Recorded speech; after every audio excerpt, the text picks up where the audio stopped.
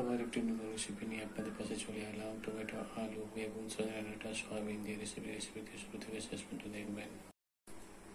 দিচ্ছি soybean oil, দিচ্ছি গোটা জিরা,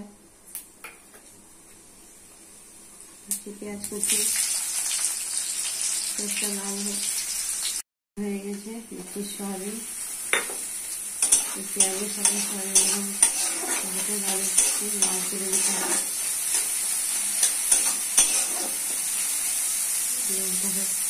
লাল হয়ে চলেছে, দিয়েছি আদা রসুন বাটা,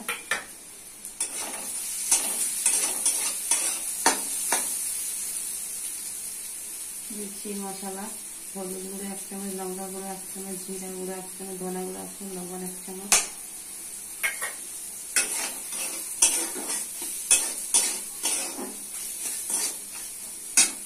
সামান্য একটু জল দিচ্ছি।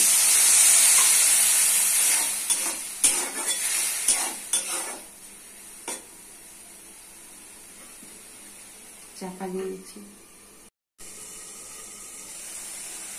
সয়াবিন মশলাটা ভালো করে কষিয়ে দিচ্ছি। হয়ে গেছে। দিয়েছি টমেটো, দিয়ে সয়াবিন দিয়ে ভালো করে কষিয়ে দিতে হবে। দিয়ে দিচ্ছি চাপা। টমেটো সয়াবিন কষা হয়ে গেছে। দিচ্ছি সবজি,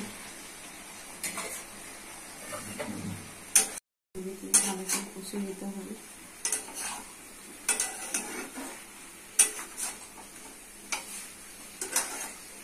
ঢাকা দিয়ে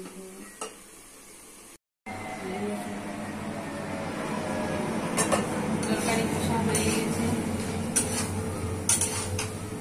দিয়ে দিচ্ছি জল,